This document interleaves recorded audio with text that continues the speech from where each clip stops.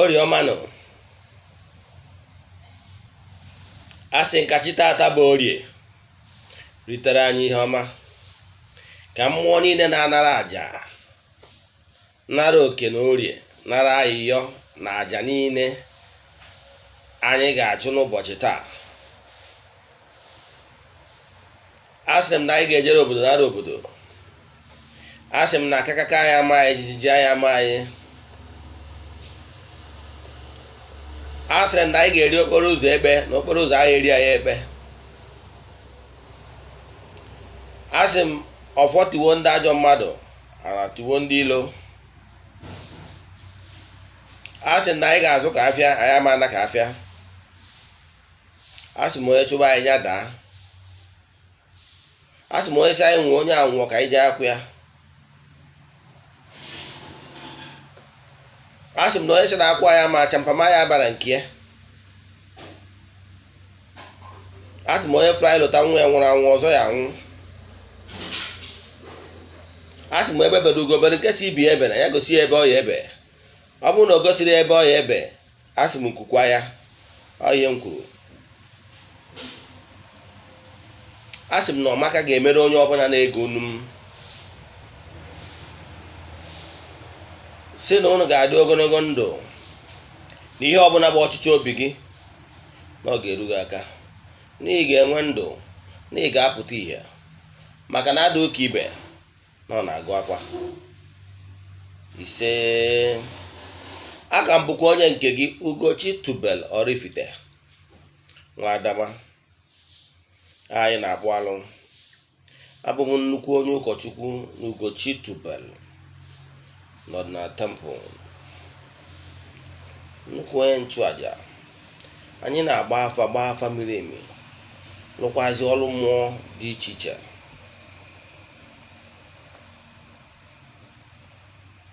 Bụrụkwa onye mgbasa ozi ọdịnala Igbo. Very soon na achọrọ ka anyị bido ọdịnala Igbo foundation. Ya bụ foundation ga-afụ maka ịkwalite asụsụ na omenala Igbo, ya nakwazi inyelu ndị nwere nsogbu aka. Mana ihe nyi maka ịbịa n'ụtụtụ taa bụ ka nkọwara ụmụ Igbo ihe ha kwesịrị ịma gbasara agwụ, agba nke abụọ ya, part 2. Ekụzigo m ihe gbasara agwụ n'oge gara aga, I think sometime ending last year, mana m na-akọwakwa agba nke abụọ ya taa, bido n'ebe m kwụsịrị. Ekwuo m dịka m si wee kwu na mbụ, ana m agwa onye Igbo ọbụla na-agba afa ka i wee mara ebe ị na-eje na ebe ị na-ana. Nkọwakwa n'ọwa afa ga-egosi ma onye mmadụ onye a ọ bụ onye agwụ,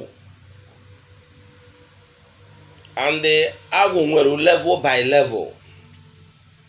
Ezigbo onye na-agba afa nke ọma ga-achọpụta ụdị ihe dị etu a. Nwee kọwakwa si na enwere agwụ, ụdị agwụ dị iche iche. Gịnị bụ agwụ? Agwụ bụ onyinye amara Chukwu Okike nyere mmadụ. Call it talent, call it mmụọ so mmadụ, maka na o nwere mmụọ ọbụla nọ behind every talent. Onyinye amara ọbụla mmadụ nwere, enwere mmụọ nọ behind it. Gịnị bụ ịlụ agwụ? Akwụwakwara nkwuo na ịlụ agwụ bụ ịchịkọta ihe niile gbasara agwụ. Agwụ niile so mmadụ chịkọta ya ọnụ ka ọ ghara ịda akpasasịsịrị mmadụ ihe. Agwụ ikwu nne nne, agwụ ikwu nna nna, na agwụ niile so mmadụ kpọkọta ha ọnụ, nye ha direction, for a purpose and ka e wee nwee harmony in their work. Ọ mmadụ ịhazi ihe. Ọ bụrụ na ịhazi agwụ gị nye direction, agwụ achụtawazi ego. Agwụ na-achụta ihe eji arụ ya.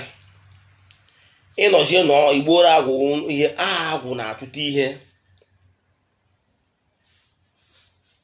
Then ọnya bụ ịrụ agwụ. Wee kọwakwa na agwụ, ka m kwuo nke a bifo ngaba n'iru mechezọ, ọ bụrụkwa onye lụọ agwụ ọ bụrụ dibịa ma ọ bụrụ eze nwaanyị. Enwere processes na ihe ndị ọzọ a na-akwadobe. Example, ọ bụrụ na mmadụ lụchaa agwụ, na ọ bụrụ na nwoke na ọdịnala Igbo na saịdị ebe nsi bịa, ịwa akpa aja. Ekwuona m ya mbụ bọsị m kụwara gbasara ịwa akpa aja. Si na ịwa akpa aja, iburugo onye ebuniri enu, iburugo onye nọ n'ọkwa dị enu. Wee maa atụ wee sị na onye rụrụ agwụ ga na-atụ nzu 5 or 4. A na-akpọ ya nzu okoro. Wee kwuo na onye wara akpa aja bụ echichi ka o chiri. Onye wara akpa aja ga na-atụzi nzu etu esi aka nzu n'ala 7, meaning na ọ nọ ogo n'ọkwa dị enu. Ọ bụrụzi ofeke, that is ọkwa ya agbagotagokwa. Eji akara nzu ama ka onye si wee kwụrụ n'ọdịnala Igbo, ọ rank ka ọ bụ. Wee kwuo sị na ọ bụrụ na onye wara akpa aja mana ọ bụ eze mmụọ, ọ tụba 8, na ọ ga-atụnyekwa 1 maka isi mmụọ ahụ o bụbụrụ eze mmụọ, na ọ bụ chief priest. Ị ghọtara ya? Ọ bụrụzie na onye bụ okenye obodo,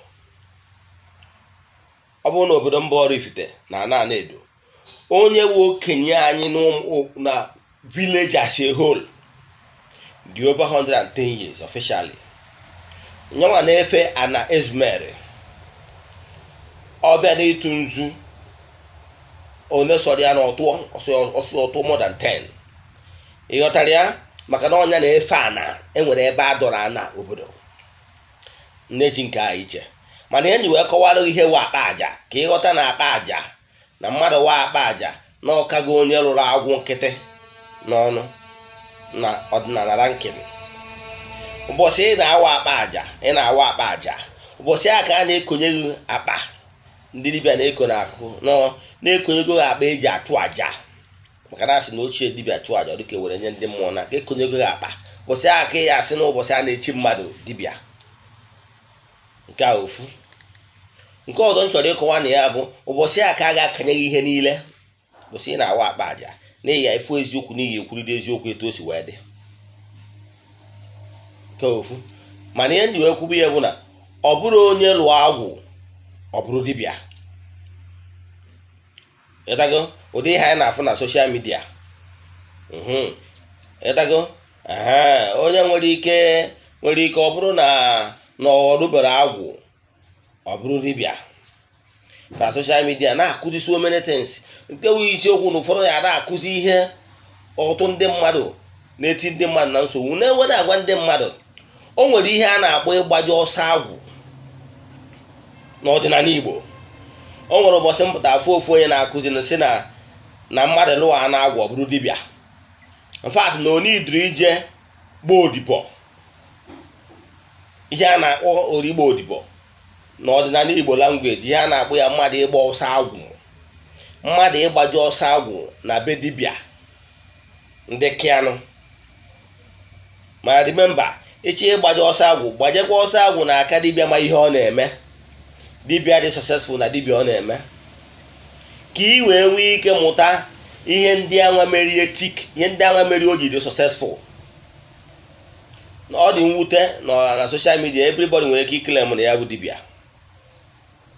Mana enwere ihe ma ndị akpọrọ ọrụ onye ọbụla economy dị too hard, onye ọbụla chọrọ ịpụta bịa lụgba ọrụ.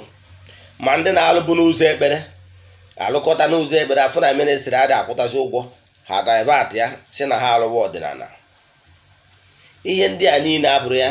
Onye ọbụla sịrị gị na agwụ ya na ya lụchala agwụ agwụ ya bịa na-akụziri ihe niile etu esi eme ọdịnala, zere onye dị etu a, maka na onye a nwere ike itinyewu na nsogbu. Ọnọkọta o kụziere ihe obi ya gwara ya, ihe obi ya gwara ya nwere ike o kụziere ihe nwere ike ime ka a gbaa ụchụ for life, ka ndị mmiri gbaa ụchụ ndị mmiri ada awụchapụkwa ya izele. Ị ga-achọ onye na-alụ ọrụ a wee mụta ya. Onye kpatara ụfọdụ ndị mmadụ, ọ bụgoro onye ụka sịrị na akpọrọ ya ọrụ, ọ ga-ejekwa seminary school ma ọ bụ jee kpọọ ya theological school. Ọ ga-ejekwa ebe a ga-azụ ya azụ wee gwa the rules and don'ts. Mana ọdịnala nwere ihe na ịchọ ịbụ dibịa magoro ole si na nna gị ọ bụ dibịa, i wee gbaa ọsọ agwụ na ọnda nna gị. Onye kpatara ụfọdụ ya dasị na ọ na-agwụ nna ya. Nna gị mgbe nna gị na-achọzi mana ọ chọwa oge ya eruo ego, okoyiwe okuku agwụ ya, odeezi ego mee introduce to entities of powers o ji alụ ọrụ. Ị continue ebe maka na ị mụrụ ọrụ n'ọnda nna gị. Mana ọ bụrụ na nna gị abụrụ dibịa mana ọrụ amara gị, ihe ị ga-eme ewe ije gbaje ọsọ agwụ n'ebe onye ya eputu uturu. Ọ bụrụ ịnọkọta imagine something jee mee bịa na social media na-akụziri ndị mmadụ, maka ọ na-ahụ nkekata ụfọdụ ihe a na-akụzi ike agwụ m. Mana ndị ebere ha na-emere m ndị wụ iso onye ị na-eso negoro background ya mara ka ọ na-ebe ọ kwudebere na a na-akọsụ confusion. So mara ị chọrọ ịkọwa na ya bụ ọsọ agwụ. Ihe wụ agwụ a bụ ị ga-agbado ọsọ agwụ, mmadụ akụzielu gị eziokwu na agwụ gị mmụọ gị na ya so. Nwere mgbe ụfọdụ mmadụ enwere ike ibute onye n'ụlọ nsogbu na nke gị, ọ bụrụ ihe gbara ọgharị.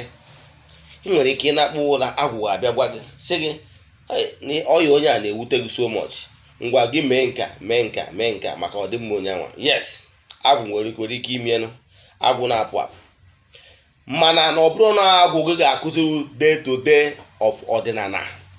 Ị nwere ike ịbụ pastọ, ịbatazie n'ọdịnala isi na agwụ ya abịa gwa gị etu esi eme ọdịnala. Ị ga-eme ọtọ nọ, ị ga-emekata ihe ya awụ imekata. O nwere ọtụ ndị mmadụ nọ kpatara ọdịnala ọfụ na-ata afịa today maka na ha dị emekawa ihe ha dị eme. Ọ mmadụ ya agwa gị na ijebe mmiri na eke esi eme, ị ga-amụ be humble enough ije gbaje ọsọ agwụ na be mmadụ ka ị wee mụta. Na onye ya agbaje ọsọ agwụ na nke dị show na onye na-eme ya dị successful n'ihe ọ na-eme. Nke ọzọ, agwara m ndị mmadụ sị ndị mmadụ ihe ọbụla ị na-eme, ọ bụrụ na akpọrọ gị ọrụ true you will never lack. Yes, ndị ahụ akpọrọ gị ọrụ ga-agwa ha na agba akpọrọ gị ọrụ na ikweta na ị ga-alụ ya bụ ọrụ. Ana m eji onwe ma example.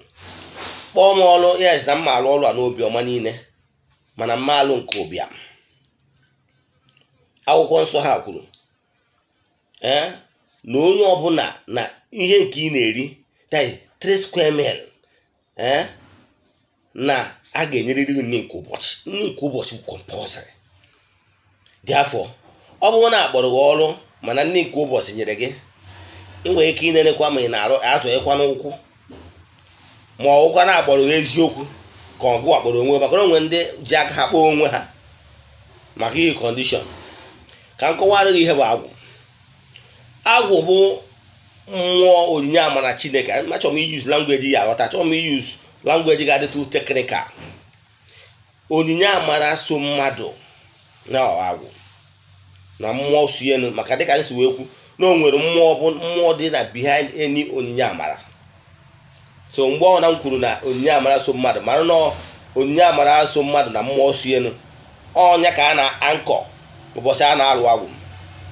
Ụbọchị a na-alụ agwụ anwa a ga-eme, a ga-akpọ agwụ ikwu nne gị na agwụ ikwu nna gị. Agwụcha ya enwe ọpụpụ agwụ na mbata agwụ, maka na agwụ spirit mmụọ, ọ ga na-apụ apụ na-abata. Ụbọchị ị ga-eje ịlụ agwụ, ị ga-eje kpọ ndị ikwu nne gị ya nọ agwụ arụ ihe a na-eme na nzuzo. Onye ikwu nne gị ọ bụrụ iwu na ọ ga-ahụ famili ya mọda gọngọm, mana ọ ya awụkwa the same for the same clan. A na-enwe onye isi agwụ, ọ ga-anụ ya. Onye isi agwụ na ụmụnna nke gị ga-anụ ya. Ọnkwa ị ga-enwezie ndị frens na ndị relative ga-anọkwu ya ụbọchị a ga-alụ agwụ. Ụbọchị a nwere ndị ha na-alụ agwụ na be ha ewu na-edepụta aja n'ikwu nne ha. nwee ndị bụ na onye isi agwụ n'ikwu nne ya na-abịa ụbọchị a na-alụ gị agwụ be nna gị ga-eweta ọfọ, ụfọdụ eweta nzu. Etu a ka a ga-esi ụbọchị ya nwa ka a ga-adọrọ ya ikikere. Agwụ na-enwe ọfọ, ụbọchị a ka a ga-enye gị ọfọ agwụ. Ka m nwere nke mma atụ, ụbọchị m lụrụ agwụ, onye isi agwụ na ụmụnna m na n'ebe sonụta nne m, ndị ikwu nne m, ọ bịa were ọfọ bịa, o wetakwuru nzu. Den na be nna m, onye isi agwụ bụrụkwa onye na-efe okenye anyị na-efe arụsị ụlasị anyị, bịakwara wota ọfọ. Na-efe ụlasị na be anyị wetara ọfọ. Den enyi m nwoke bụkwa onye na-efe arụsị dịkwa na vileji anyị a na-akpọ Ngene, wetakwuru ọfọ nke ya, o nyere m asị ezi enyi ya. Ịghọtara ya? Ọfọ a wee bụrụ ọfọ ịtọ m bukọrọ ọnụ, kekọ ha ịtọ ọnụ, ọ bụrụ ọfọ agwụ m. Odo na emechazikwa tiyi ọfọ awele, m ji alụ ụlọ awele na ya, ọ bụrụ ọfọ ịnọ ebukọrọ ọnụ. Ịghọtara ya? Ya ọfọ agwụ. Na ọfọ agwụ a na-akụwara gị bụ onye nwa ha agwụ, etu aka ị ga-esi nwe ya. Mana o nwekwara a na-enwekwa emergency measure. Emergency measure wụ na o nwere ndị agwụ malụ, mana ezinụlọ be nna ha bụrụ n'ebe a na-eje ụka, maọbụ na onye ahụ pastọ, ọ chọrọ ka ndị be nna ya marụ na ya na-eme ọdịnala na ya rụrụ agwụ, maọbụ onye bịara na be nna ya unu abalị ya, o nwere ike nwere ebe ekwesịrị na ya enyere ya na ka ọ lụọ agwụ. Ha agwụ ha na-alụwa n'ala utu ogirisi etu esi eme. Ọ bụrụ na ụnụ a na-abara ya, o nwere ike ịbịakwute m as dibịa maara anya ya, si m biko m rụọ ọrụ ya agwụ. Duto na enwere emergency measure, agwụ abụkarị ihe ofu onye na-alụ, mana duto na ọnọdụ abara onye anwa ma ọ n'ọnwa anyị agwụ na-enye nsogbu, mana be die na-eje ụka, so unu abalị ya, ihe dibịa maara anyị ya ga-emewu ọ rụọ agwụ anwa. Gwa agwụ na ihe a bụ temporal measure, na ebe ahụ ebe a na-akpọkọta ha bụ agwụ ikwu nne nna, agwụ ikwu nna nna, rụkwa etu esi alụ agwụ. Mana ihe dịzi iche na agwụ nke a bụzi na enweghịzi representative from be nne ya ma ọ be nne ya nọ ya nọ. Mana mgbe anwa m ga na-arụ dị agwụ ma agwụ na ihe a na-emewu ka akpọkọta ya ofu ebe a ga na-anọ wee na-enye nri. Bido taa a na-enye nri ya ghasazinara onye a na-ekwu maka ihe ya, bido taa chụtawara ya ego, ha mezieri ya ọnọdụ ka o nweta ego. Ọ bụrụ na nwaanyị nwa agbọghọbịa ka ọ baa na be di onye ga-akwado ya nabatara ọdịnala ka o nwee ike rụọ agwụ na be di ya. Nwaanyị na-eje rụọ agwụ na be di ya, ma ọ kwado nwoke ka ọ kwụrụ n'ụkwụ ya na nwa na obi nke ya ka o nwee ike jee rụọ agwụ etu esi eme ya. Ihe ọ ga-emezi onwe mgbe ọnwụ na ọ dị ire dị ịrụ ya bụ agwụ, ọ bịazie pịachara agwụ anwa anyị lụrụ ya wee nazie na be nne ya, wee werekwa ọka wee lụọ agwụ natazie na be nne ya. Ịghọtara ya? Nke a ka a na-eme ya, mana ọ temporal measure. Mana ọ bụrụ na onye kwụrụ ụkwụ ya na-abụ nwee ngwuru aka ya, chọrọ ka ndị mmadụ marago na ya na-eme ọdịnala, ọ ga-eje follow normal process. So a gwara na nke dibịa na-emedewe na biya bụ temporal measure. Remember ihe m kwuru. Den nke a gazie ihe ọzọ m chọrọ ịkọwazi gbasara agwụ ị kwesịrị ịma abụ, enwere agwụ mmiri, enwere agwụ enu ala, enwere agwụ ọfịa, enwere agwụ nka na ụzụ, enwere agwụ nghọta, enwere so many agwụ. Mana ọ bụrụ ihe m ma akụwa ka achọọ m ka vidio atọ nnukwu ogologo, mana ihe m chọrọ ịkọwara ụwa agwụ. Ihe ji ma example, onye nwere agwụ ọfịa bụ nwere ike ịbụ ndị na-alụ, nwere ike ịba bụrụ dibịa mgbọrọgwụ na mkpa ahịfịa. Ọ baa n'ọfịa ahịfịa na-akọmuniketịrị ya, na-agwụ ya na ihe were nke a mee nke a, misie nke a, tinye nke a ka e wee gwọọ ọrịa. Ndị a bụ ndị na-emecha na ọ bụ n'ọrụ ọrụ oyibo ọ bụrụ kpọọ ha pharmacist.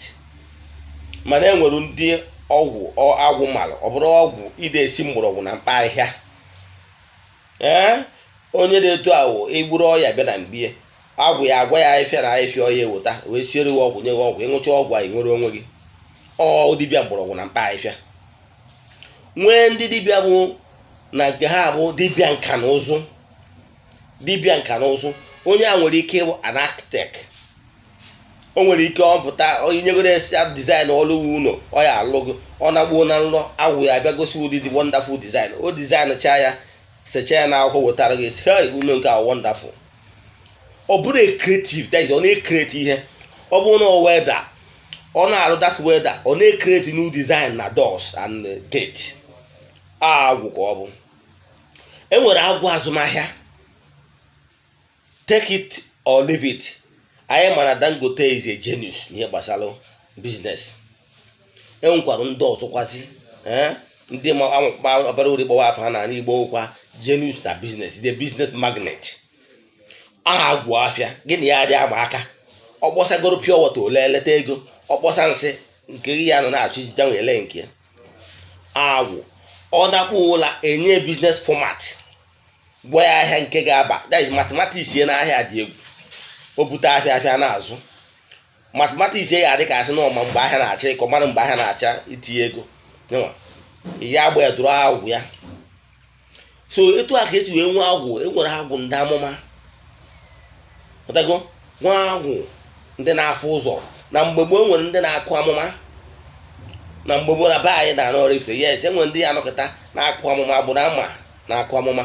O nwere ike ọ pụta mgbede tụ ọ bịa kwuo ọrụ obodo ekene m ụnụ na ihe dị etu a ya eme n'oge dị etu a n'oge dị etu a, and oru mgbe ọma mee. Agwụ.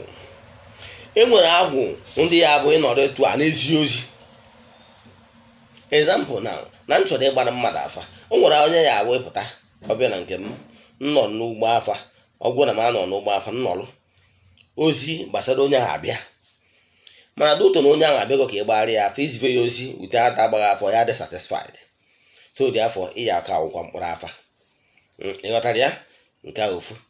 Nke ịbụa, nwee ka mmesi wee ba na temple nwee gwuo egwu wulite mmụọ, egwu otito Chukwu okike. Agwụ abịa, ozi abịawa, agwa m ihe mmemme na-ekwu. So agwụ nwere ụdị na ụdị dị iche iche. Enwere ndị nwere agwụ nkwubi okwu, ha kwuo okwu etu ome, so ihe niile na-abụ agwụ. Mana ihe na-achọ ịkọwa bụ enwere ndị bụ agwụ abụrụ iwu na onye ọbụla nwere agwụ ya bụ dibịa. Onye nchọka mark my words, ọ bụrụ onye ọbụla nwere agwụ ọ bụrụ dibịa. Enwere agwụ ga na-enye nso nwanne ebe arụchala ụgha agwụ ka gwa agwụ onye agha sasinarị ihe bido taa na ị na-achịkọta ha ọnụ, na ị ga na-eme nọ igboro ha anụ. Ha bido taa ha asazikwanarị ihe nwanne ije mee biznes gị ka idebe ude. Enwere ike agbara gị afa n'inwere kọl abụrụ iwu na ihe eme dibịa. N'inwere kọl nwere ike ọ bụrụ na kọl inwere ogbu n'ịbụ onye ga-esi na ịbụ onye ga-ekreti wealth site na ime na-ewe anyị ga-abụ onye ga-employer of labor, n'ịbụ onye ga-edu ude wee ndị mmadụ n'ọrụ site n'ụzọ dị etu a wee gbanwee wee nyere ọtụtụ ndị mmadụ aka wee zụọ ndụ ndị mmadụ site na employ ha. Agwụ ka ị na-emezu because na-enyere onye amara ka echi n'aka wee create a job for ndị mmadụ. Job ị na-ekreti job. Agwụ ka ọ bụ. Ị nwere ike inwe kọlụ nke abụrụ counseling, ịda adụ ndị mmadụ ọdụ. Agwụ ka ọ bụ. Ọ bụrụ iwu na inwe kọlụ gị ndị ada dibịa, ọ bụrụ eziokwu. Ịghọtara ya? Kọlụ gị abụrụ iwu na inwe na kọlụ. Ị nwere ike ịbịa ene na ụdị kọlụ ị nwere, ama nọ nke ọ ya bụ ahaziere gị agwụ gị, igbuoro agwụ gị anụ, ị na-emere nwe biznes ọ bụla itiri aka ewu successful. O nwere ndị we hair stylish. Ụfọdụ ndị a na-eme na ha nwere kọlụ wee ike were eze nwa bụ na kọlụ ya bụrụ ide create so many things, mana ọmụọ na kọlụ ya bụrụ kọlụ ewelu as a dibịa.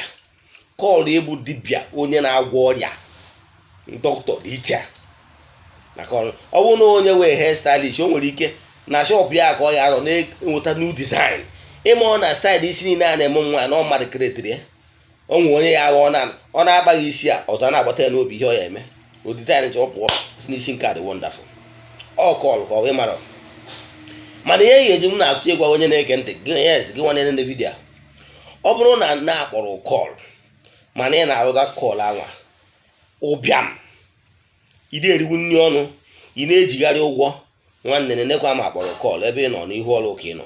Maka na nkefu ihe ka ndụ shọ na ọ bụrụ na ị nọ n'ihu ọrụ na ihe ime eri amakọ gị. Mana ọ bụrụ na akpọrọ gị ka ị nọ na ahịa awa agwụ n'ihu ọrụ ọzọ, ịhapịa nọ n'ihu ọrụ ọzọ, nwanne ime adị successful. Onye kpatara na o nwere ndị nwere ike ije banye na kọlụ abụrụ kọlụ ya. Akpọrọ onye ọrụ yes, mana ị nọ na that point ọrụ kwesịrị ime adị successful. isigoro mmadụ shall be well with you, it will not work. Maka na ọ bụrụ ebe akpọrọ gị ka ị na-ekwubi okwu. Enwere ike akpọrọ ka ị na-esi mgbọrọgwụ. Ị chọrọ isi mgbọrọgwụ, ị chọrọ ịza dibịa ma ọ na ịchọrọ ịza eze nwaanyị, ị banye na ya, ị maa successful. Mana nke bụ eziokwu na ọ bụrụ na ndị kpọrọ gị kpọnye gị n'ebe ị nọrọ n'ebe wu ya do tipos, gwa ha na ị nọ na ya do tipos, there is no way they will not bring favor. Onwere mgbe ha ame ka ị nọrọ na that tipos wee anyị nọ wee dee ude. Mana ọ bụrụ na ị nọ na do tipos gị nwanne ime edenata ude, maka na ihe ị nọ abụrụ ebe ị kwesịrị ịnọ. Asị m ka obe m etu a na achọrọ m ka vidio akarịa 20 something minutes. Ihe m chọrọ ikwu maka ya bụ ịnụgị ihe m kwuru gbasara agwụ. Ihe gbasara agwụ wụ a whole day lecture, ọ bụrụ ihe anyị akọwa anyị one day. Oge na-etere aka mma bịakwa akọwa akwa gbasara agwụ part 3. Onwe ajụjụ ị nwere n'ihe a nkọwa taa, maọbụ ihe nkọwa bụgo n'ọdịnala Igbo, maọbụ ihe na-agbagwoju gị anya, send ya message 0805 78 37 672. Ugochi tubelu Oraifite. Ị ga-ejikwa afọ anweta na Facebook. Sendere message aga m enyere gị aka. Igbo maka anụ, anyị ga-adị ka echi na echi adị agwụ agwụ ya gazie.